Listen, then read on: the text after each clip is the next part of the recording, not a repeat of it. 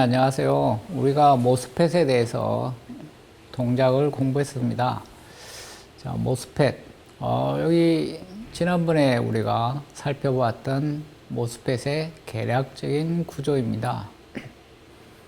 자, 게이트에 해당이 되는 전극이 있죠. 그 다음에 N모스펫은 P형 실리콘을 사용합니다.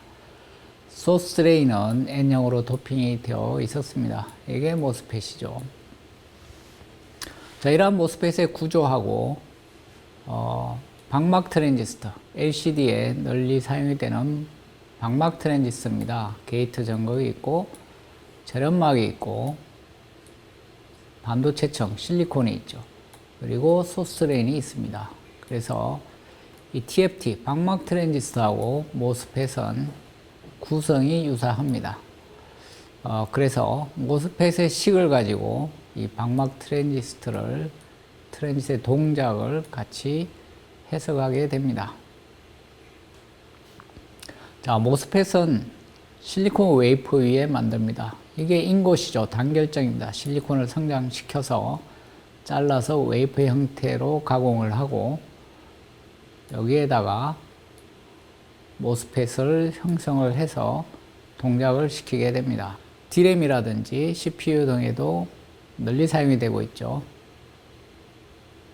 자, 암호흡 실리콘을 사용한 방막 트랜지스터는 LCD에 널리 사용이 됩니다. 자, 디스플레이, LCD는 빛이 통과해야 되기 때문에 유리기판을 사용합니다. 투명한 유리기판을 사용하고 그동안 기술이 발전하면서 기판의 크기도 점점 커졌습니다. 자, 1세대 유리, 300, 400, 300mm, 400mm 유리부터 해서 10.5세대까지 2.9m에 3.4m의 엄청난 크기의 유리기판까지 기판 크기가 커졌습니다. 자, 이러한 유리기판 위에 실리콘을 얇게 방막의 형태로 정착을 해서 트랜지스터를 만들게 됩니다. 암호흡 실리콘은 실리콘의 결합이 조금 무질서합니다. 아주 무질서한 건 아니고, 이게 실리콘의 결합 구조를 보여주고 있습니다. 실리콘 하나에 실리콘 4개가 결합을 하는데 요 결합 거리, 결합 각도는 결정의 경우에는 일정한데 아모폴스가 되면 요게 결합 거리가 길거나 짧거나 변화가 있게 되고요. 결합 각도도 일정하지 않습니다. 결합각이 큰 부분도 있고 작은 부분도 있고 그 다음에 결합이 끊어진 것도 많습니다. 이러한 것들이 암호흡 실리콘의 특징이죠. 유리기판 위에 암호흡 실리콘을 정착한 모습입니다. 암호흡 실리콘의 두께는 매우 얇습니다. 천홍수록 내외로 정착을 하죠. 색깔은 약간 두께에 따라 다르지만 약간 붉은색을 띱니다. 단파장이 흡수되기 때문에 약간 장파장 쪽의 색깔을 띠게 되는 것이죠. 그리고 실리콘의 결합은 이렇게 끊어진 결합, 댕글링 본드라고 하죠. 결합을 하지 못하는 그러한 끊어진 결합들이 암호흡 실리콘에는 많이 있습니다. 이걸 댕글링 본드라고 하고요. 전자가 하나만 있기 때문에 쉽게 다른 전자가 트랩되기 쉽습니다. 같이 페어를 이루게 돼서 전자가 지나가다가 여기에 트랩이 되면 움직일 수가 없겠죠. 그러다 다시 놈이 움직일 수는 있을 텐데 그래서 이러한 댕글링 본드가 많으면 전기적인 특성이 나빠지게 됩니다. 결합거리가 일정하지 않거나 결합각도가 일정하지 않은 것들도 특성을 나쁘게 하는 요인입니다. 그래서 암호흡 실리콘은 결정 실리콘에 비해서 전자의 속력이 매우 느립니다. 그렇지만 유리기판의 공정이 가능하고 저온, 유리가 변형되지 않는 온도에서 공정이 가능합니다. 실리콘 웨이퍼는 1000도의 높은 공정 온도를 필요로 하는데 유리는 1000도에서 버틸 수가 없죠. 그래서 이 암호흡 실리콘은 250도, 300도에서 공정이 가능합니다. 대신에 막질은 결정 실리콘에 비해서 좋지는 않지만 디스플레이에 쓸만한 수준은 됩니다. 차이를 비교를 해보면 모스펫은 메탈이 있었죠. 메탈, 그 다음에 옥사이드, 그 다음에 세미컨덕터, 그 다음에 P형, N모스펫은 P형 실리콘을 사용했습니다. P모스펫은 N형을 사용합니다. 밴드 구조는 EC, EV, 실리콘의 반도체 밴드 구조, 페르미 레벨, 메탈의 페르미 레벨, 그 다음에 저렴막의 밴드 갭이 구성이 되어 있죠. 그래서 게이트 전압을 가하게 되면 밴드에 밴딩이 생기면서 스트롱 인버전 조건에서 채널에 전자가 생기게 됩니다. 그래서 모스펫의 동작을 우리가 살펴보았는데, 암호흡 실리콘이 되면, 자, 게이트는 마찬가지로 메탈입니다. 저렴막은 옥사이드를 쓸 수도 있고 실리콘 나이트라이드를 쓸 수도 있고 여러 가지 저렴막을 쓸 수가 있는데, 암호흡 실리콘을 사용하는 경우에, 여기가 암호흡 실리콘이죠. 방막입니다. 주로 실리콘 나이트라이드를 많이 씁니다. 그래서 어쨌든 저렴막이죠. 그래서 이러한 구조를 가지게 됩니다. 밴드 구조를 보면 메탈은 동일하죠. 여기가 페르 레벨이고 여기에 전자들, 자유전자들이 잔뜩 있습니다. 자, 저렴막은 밴드 갭이 큰 재료입니다. 그래서 전류가 거의 흐르지 않죠. 저렴막. 자, 실리콘의 밴드 갭 특성을 그대로 유지하고 있습니다. EC, EV. 결정하고 다른 점이라면 두 가지가 있는데, 밴드 갭이 결정보다 조금 큽니다. 자, 결정의 경우에는 1.1 일렉트론볼트 정도 되는데, 아모폴스가 되면 이게 1.8 정도 됩니다. 자, 이렇게 증가한 이유는 암호 실리콘을 정착을 할 때 수소가 같이 들어가게 되는데, 수소가 들어가게 되면 밴드 갭이 증가하게 됩니다. 그래서 조금 커지게 되는 거죠. 두 번째 특징은 이 검지대 내에 많은 결함들이 있다는 겁니다. 전자가 들어갈 수 있는 스테이트가 있다는 뜻입니다. 결정의 경우에는 검지대 내에 상태가 없습니다. 전자가 들어갈 자리가 없다는 것이죠. 그런데 비정질 실리콘에는 이 검지대 내에 많은 스테이트들이 존재하게 되는데, 그 중에 하나가 댕글링 본드입니다. 여기에 결합하지 못하는 전자들, 여기의 상태는 바로 검지대 내에 있어서 이런 데는 전자들이, 여기에 있는 전자가 쉽게 트랩이 될 수가 있죠. 혹은 스캐터링을 일으키기도 합니다. 그래서 전류의 흐름을 방해하게 되고, 그 다음에 전자가 많이 트랩이 돼서 마이너스 전하를 띠게 됩니다. 그래서 이러한 차이가 있는데 기본적인 밴드 구조는 똑같다는 걸 알 수가 있습니다. 자, 그래서 암호 실리콘의 구조는 바튼 게이트, 게이트가 아래에 있습니다. 모스펫은 게이트가 위에 있었죠. 그래서 인버티드 스태거드라고도 합니다. 역적청 구조, 적청 구조가 거꾸로 돼 있다, 이런 얘기일 텐데요. 바튼 게이트라고도 합니다. 모스펫은 탑 게이트죠. 게이트가 위에 있었습니다. 그래서 메탈 게이트가 있고, 이건 저렴막입니다. 실리콘 나이트라이드를 많이 쓰고요. 여기가 암호 실리콘입니다. 암호 실리콘이고, 요 빨간 건 M+, 도핑을 많이 했다는 뜻입니다. P를 많이 집어넣은 거죠. 그래야만 요 소스레인 정극 메탈하고 실리콘하고 사이에 접촉장을 줄일 수가 있습니다. 오미콘택이 된다는 것이죠. 자, 그래서 게이트에 플러스 전압을 가게 되면 전자에 대해서는 마이너스 QV만큼 에너지가 돼서 전압을 증가시키면 에너지는 감소하게 되죠. 그래서 게이트 쪽에 에너지는 감소하게 되고, 실리콘 쪽의 에너지도 이렇게 감소하게 되죠. 모스펫하고 동일합니다. 여기도 에너지가 감소하고. 자, 이렇게 되면, 자, 여기에 페르미 레벨 위쪽에 있던 상태가 페르미 아래쪽으로 이렇게 에너지가 내려오게 됩니다. 여기가 페르미 레벨 위치인데, 페르미 레벨 위쪽은 상태가 있어도 전자가 비어 있습니다. 비어 있는 상태입니다. 그런데 페르미 레벨 아래쪽으로 내려오면 여기를 채우기 시작하게 되죠. 그래서 마이너스 전하를 띠게 됩니다. 스페이스 차지 리전이 생기게 되는 것이죠. 요 마이너스 전하 때문에 전기장이 생기고 전압의 변화도 생기고 이러한 에너지 밴딩의 모양을 결정하게 됩니다.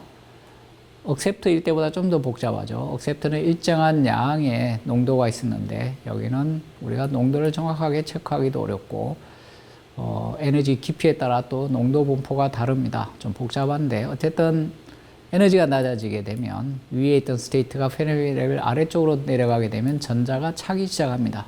마이너스 전하를 여기에 띠게 된다는 것이죠. 그래서 스페이스 차지 리전이 생기게 됩니다. 여기에는 플러스 전하가 생기겠죠.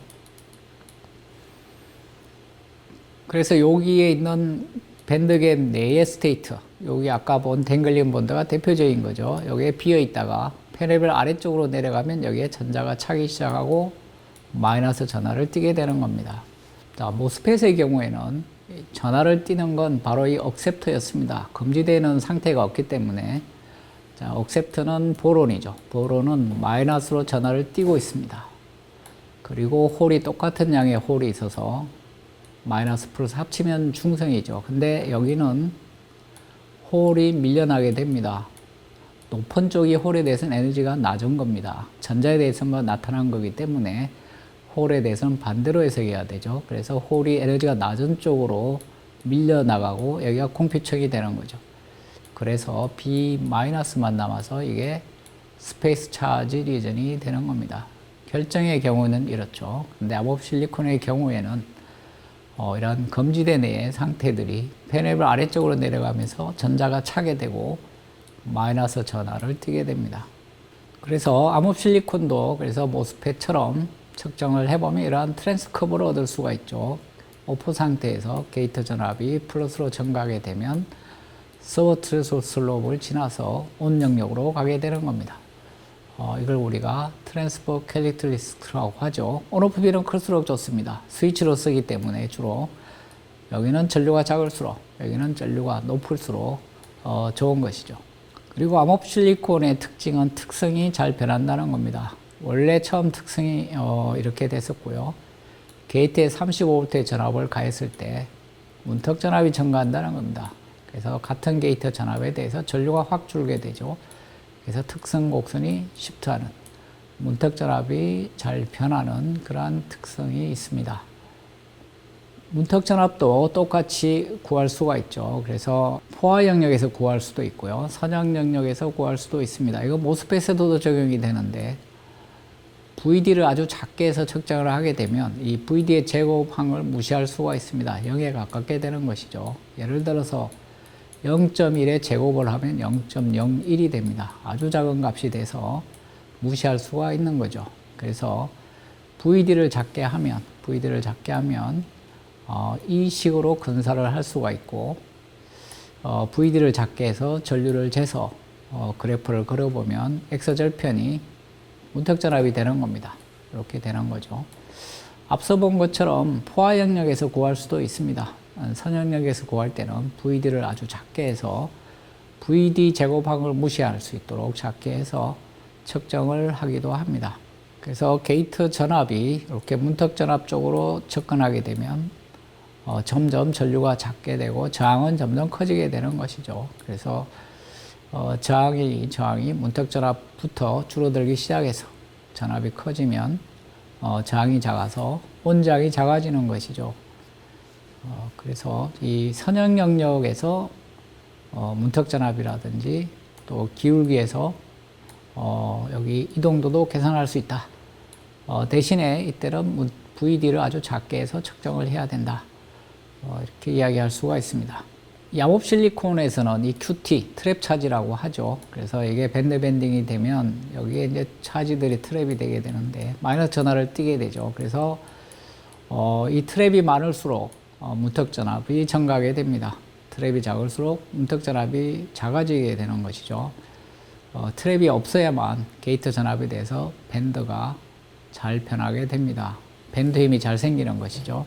그래서 이 C를 고정해 놓으면 상대적으로 페리 레벨이 위로라처럼 그릴 수가 있는데 이 부분이 새롭게 전자가 트랩이 돼서 마이너스 전하를 띠는 영역입니다. 바로 이 영역하고 같은 것이죠. 그래서 여기에 있는 요 댕글링 본드들의 전자들이 트랩이 되고 마이너스 전하를 띠게 돼서 요게 많을수록 밴드 밴딩이 잘 안 일어나게 되는 거죠. 그래서 댕글링 본드가 많을수록 문턱 전압은 증가하고 특성이 나빠지게 됩니다. 그래서 실리콘을 장착을 할 때 이 댕글링 본드가 줄어들게 결함이 적도록 잘 만들어야만 좋은 특성을 얻을 수가 있습니다. 그래서 여기에 트랩들이 적게 되도록 공정에서는 고려를 하게 됩니다. 또 하나는 인터페이스입니다. 자, 여기는 암호실리콘 영역이고요. 실리콘. 여기가 절연막입니다. 주로 이제 실리콘 나이트라이드, 암호실리콘 나이트라이드를 쓰게 되고, 절연막의 특징은 원자 간 거리가 가깝다는 겁니다. 원자 간 거리가 가까워지면 밴드갭이 증가하고 절연재료가 됩니다.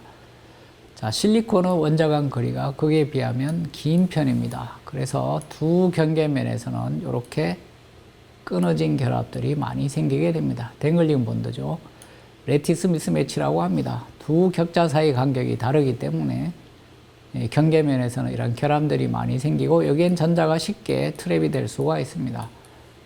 그래서 이러한 것들이 많게 되면 여기에 차지 트랩을 시켜야 되기 때문에 기울기가 완만하게 됩니다. 그래서 디펙이 많으면 슬롭이 완만해지는 것이죠. 그래서 이 기울기를 보면 결함이 많은지 적은지를 예측할 수가 있습니다. 그리고 여기에 결함들이 많아도 마찬가지가 되겠죠. 그래서 슬롭이 가파를수록 결함이 적은 좋은 재료라고 할 수가 있습니다. 그리고 전자가 진행할 때 이런 스캐터링이 잘 되기 때문에, 혹은 트랩도 되기 때문에 평균 속력이 줄어들게 되죠. 그래서 모빌리티가 감소하게 됩니다. 그래서 선형 영역에서 보면 전류가 기울기가 감소하게 되죠. 이건 모빌리티가 감소해서 생기는 현상이 되겠습니다. 문턱전압을 증가시키는 요인에는 트랩 차지들이 많으면, 결국 그 트랩이 많으면 여기에 많은 전하를 충전시켜야 되기 때문에 문턱전압이 증가하게 됩니다. 그리고 인터페이스에 경계면에 트랩이 많아도 문턱전압이 증가하게 되죠. 그래서 아모포스 실리콘에서는 이러한 결함들이 작게 되도록 해야 되는데, 이러한 결함들이 전기적 특성을 나쁘게 하게 됩니다. 그래서 이 검지대 내에 생기는 트랩을 두 가지 상태로 구분을 합니다. 억셉트 라이크 트랩이 있고요. 억셉트를 한번 살펴보면 보론이 억셉트죠. 보론이 억셉트인데, 자, 보론은 전자 하나를 받아서 항상 마이너스 전하를 띠고 있습니다. 전하를 받기 전에는 중성이었죠. 중성이었는데 전자 하나를 받아서 B 마이너스가 됐습니다. 이게 억셉트죠. 그래서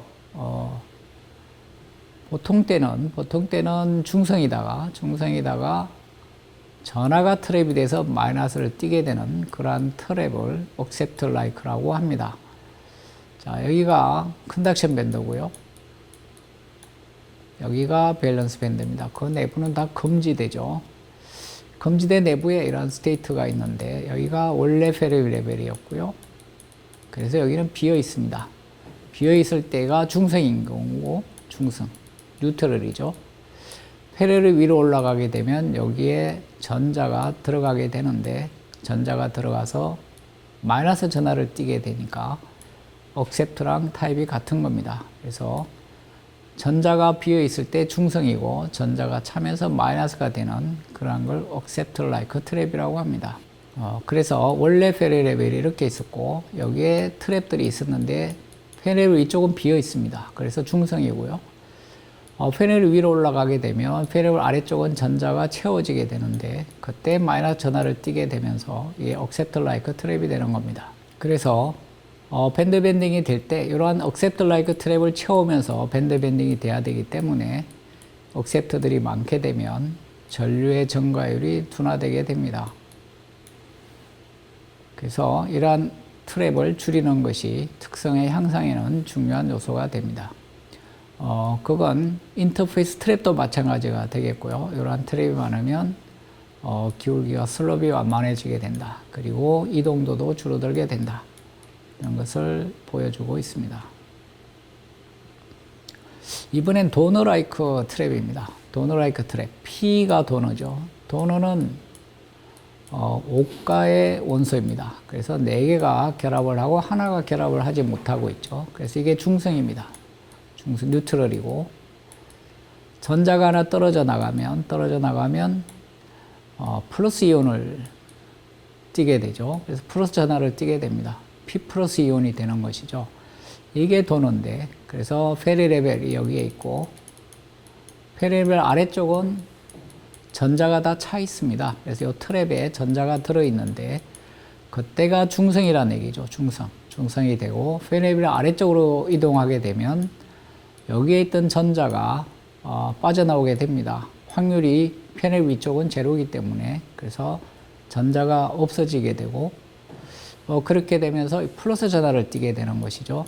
그래서 이 도너하고 비슷한 그러한 정기적인 경향을 가집니다. 전자가 차 있을 때는 중성, 전자가 없어졌을 때는 플러스 전하. 그래서 요거를 도너-라이크 트랩이라고 합니다. 그래서 요거는 P형을 구성할 때 방해가 되는 것이죠. 이러한 트랩들은. 그래서 이러한 것들은 우리가 도너-라이크 트랩으로 구분을 합니다. 자, 도너-라이크는 그래서 마이너스로 게이트 전압을 증가시켜 나가는 P 채널형의 트랜지스터에서 특성을 열화시키게 됩니다. 페리미럴 아래쪽으로 내려가면서 전하를 띠게 되는 것이죠. 그래서 슬롭이 트랩이 많을수록 완만해지게 됩니다. 그래서 트랩을 줄일수록 슬롭이 가팔라지고 좋은 특성을 얻을 수가 있습니다. 그래서 문제를 가지고 한번 살펴보도록 하겠습니다. 트랜지스의 무턱 전압이 3V이고 게이트에 15V, 드레인 전극에 10V, 소스 전극은 접지. 그러니까 이런 모양이 되겠죠. 게이트에는 15V, 드레인에는 10V, 소스는 접지로 했습니다. 내 전류가 2 마이크로암페어가 흘렀습니다. 트랜지스의 온장은 얼마인가 하는 거죠. R온. 자, R은 I분의 V죠. ohm의 법칙. 전압을 전류로 나눈 겁니다. 전류는 2 마이크로암페어니까 이렇게 쓰면 되겠죠. 전압은 뭘 써야 될까요? 게이트 전압이 아니라 드레인하고 소스 사이에 흐르는 전류니까 요 10V를 써야 됩니다. 그래서 2 마이크로암페어, 2 곱하기 10에 말해서 6승 암페어죠. 6승 분의 10V. 5메가옴이 됩니다. R온이 5메가옴이라는 얘기죠. 다음은 트랩의 종류에 대한 문제죠. 자, 아래 그림에서 페리미럴이 상승하면서 자, 원래 페리미럴이 여기에 있었는데 여기는 결함들이 있습니다. 트랩 센터들이죠. 자, 페리미럴이 이렇게 있었는데 상승하면서 트랩에 전자가 들어가면서 마이너스가 되었다. 이게 억셉트 타입인지 도너 타입인지 하는 겁니다. 그래서 전자가 차 있지 않을 때 중성이다가 전자가 차면서 마이너스 된 거. 이 보론이 그렇죠. 보론이 전자가 없으면서 중성으로 있다가 전자를 하나 받으면서 B 마이너스 상태로 억셉트 역할을 하게 되는데 그것과 타입이 같죠. 그래서 이것은 억셉트 타입이 됩니다. 자, 그래서 암흑 실리콘 방막 트랜지스터는 검지대 내에 존재하는 상태들이 특성에 영향을 준다. 결정질은 검지대 내에 다른 상태들이 있지는 않죠. 억셉트만 고려하게 됩니다. 근데 암흑 실리콘은 억셉트는 없지만 많은 트랩들이 특성에 영향을 주게 된다는 것이고요.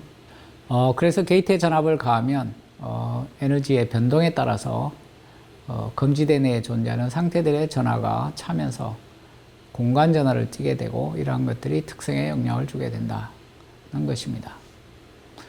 그래서 검지대 내의 상태가 많을수록 무턱 전압이 증가하게 된다. 여기를 많이 채워야 되기 때문에 더 많은 전압을 필요로 하는 것이죠. 그래서 검지대 내의 상태가 많을수록 특성이 나빠진다고 이야기할 수가 있습니다.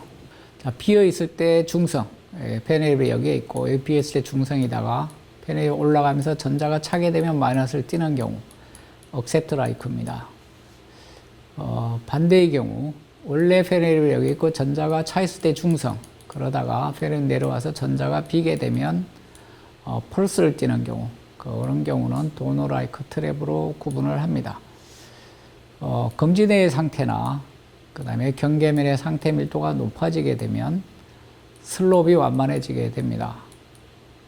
그 다음에 기울기도, 온 영역의 기울기도 완만해지죠. 모빌리티가 줄어든다는 얘기입니다. 그래서 암흑 실리콘에서 이러한 결함을 줄이는 것은 특성을 향상시키는 데 중요하다고 말할 수 있습니다. 네, 여러분 수고하셨습니다.